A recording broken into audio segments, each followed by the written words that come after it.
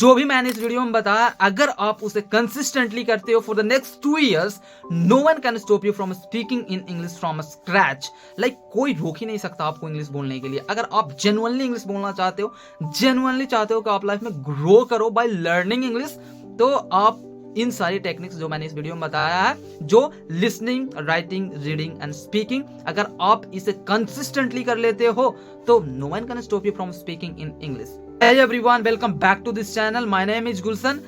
I am helping you with your spoken English, and today in this video I am going to be talking about how to speak English fluently from scratch. Yeah, that's what I am going to talk about in this video. मैं इस video में आपको ये बताने वाला हूँ कि कोई भी इंसान from scratch, from zero से इंग्लिश कैसे बोल सकता है।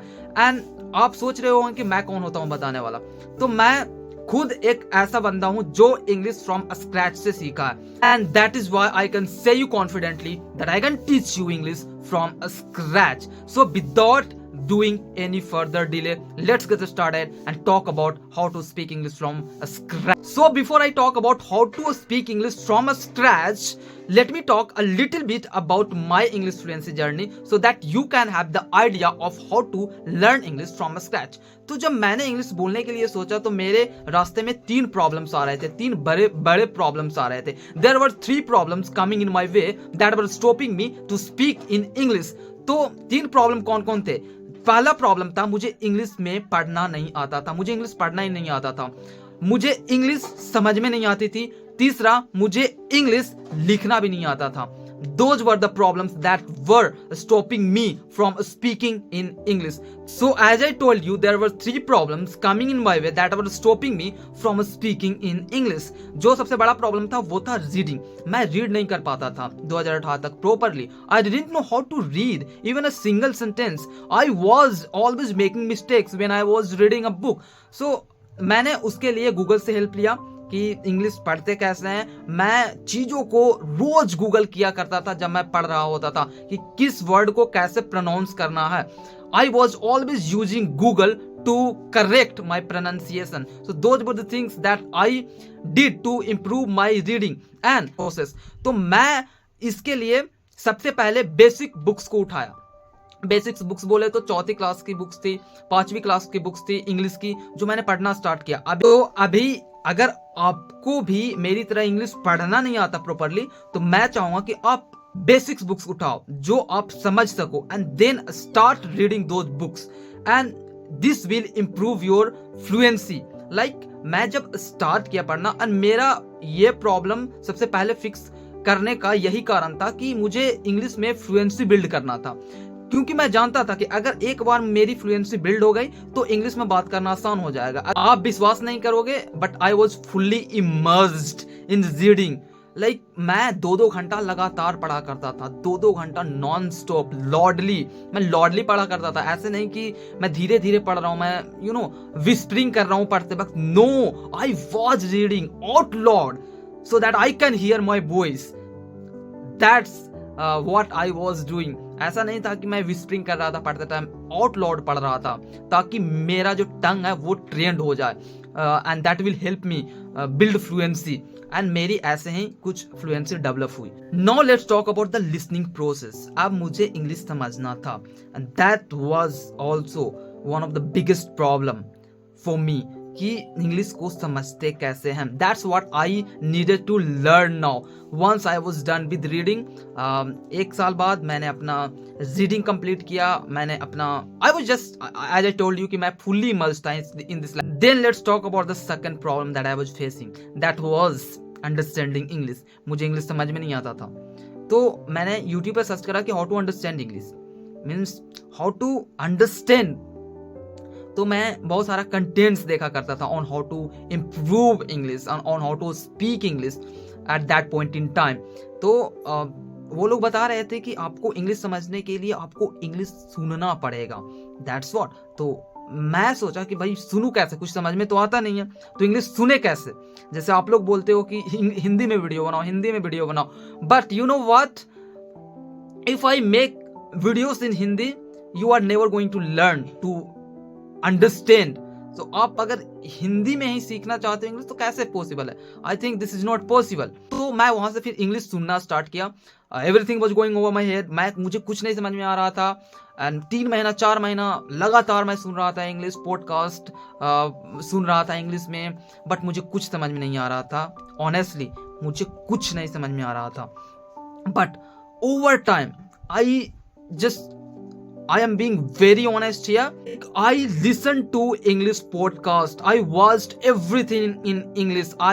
Whatever I did, it was in English for the straight 2 years.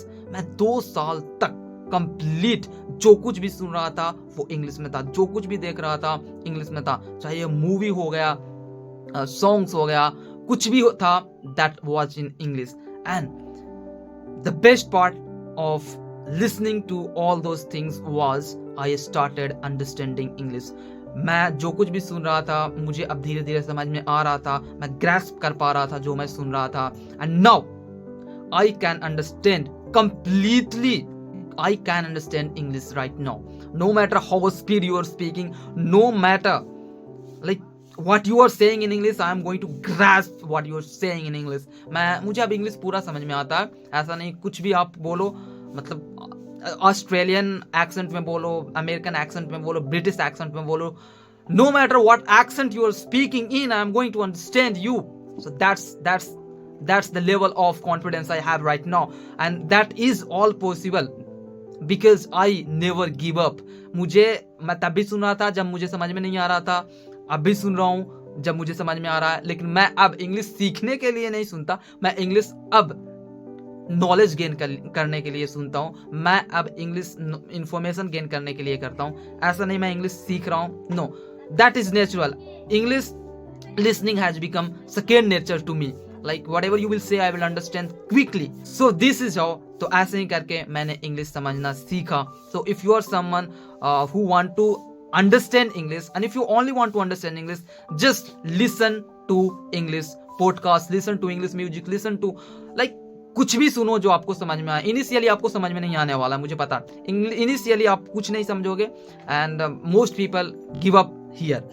बहुत सारे लोग गिव अप कर देते हैं यहीं पे और वो इंग्लिश आगे सीखते ही नहीं है। That's now let's talk about the writing process. तो अब मैं राइटिंग प्रोसेस के बारे में बात करने वाला हूँ कि लिखते कैसे हैं। तो जब मैंने स्टार्ट किया तो मुझे लिखना भी नहीं आता था। I am being very honest with you, मुझे इंग्लिश लिखना भी नहीं आता था प्रॉपरली।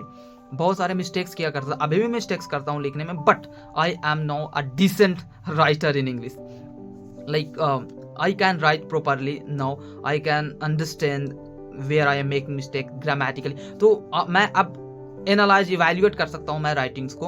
बट पहले 2018, 2019, 2020 तक मुझे इंग्लिश में लिखना भी नहीं आता था। बट किसी ने बताया कि आप कुछ ना कुछ डेली लिखो, मतलब आप कुछ ना कुछ लिखते जाओ, जो भी विटनेस करते हो आप, जो भी देखते हो आप, उसके बारे में लिखो on a piece of paper every single day, and this is going to help you speak clearly.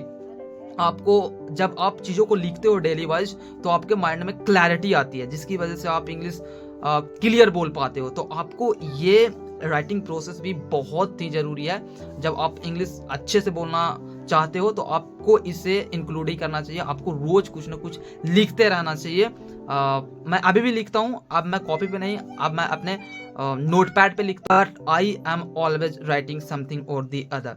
It is going to give you clarity when you will speak in English, like अगर आप किसी के सामने बात कर रहे हो तो आपके माइंड में क्लैरिटी होगा कि क्या बोलना चाहिए। ये होता है राइटिंग का फायदा, एंड आपको राइटिंग करना ही चाहिए, no matter if you want to speak English or no matter what you want to do in your life. मैं राइटिंग को इंक्लूड करना ही चाहूँगा। आपको इंग्लिश में लिखना आना ही चाहिए। Now you have to be patient. जो भी मैंने बताया अगर उसे आप कंसिस्टेंटली करते हो तो आई गारंटी यू कि आप भी इंग्लिश बोलना सीख जाओगे फ्रॉम स्क्रैच, क्योंकि मैंने यही चीज़ करा एंड मैं आज इंग्लिश में बात कर सकता हूँ डिसेंट लेवल। मैं ये नहीं कह रहा हूँ कि I have mastered English, but मैं कह रहा हूँ कि मैं इंग्लिश में बेसिकली अपने थॉट्स को, जो भी मेरे माइंड में चल रहा है वो क्लियरली बता सकता हूँ। ये अगर 4 चीज़ आपने कर लिया, writing, reading and listening for the next 2 years consistently, तो आप इंग्लिश बोलना सीख जाओगे। It is not that hard. So this was something I did to learn English from scratch. अगर आप भी इंग्लिश सीखना चाहते हो तो ये 3 चीज कर सकते हो and you will speak in English.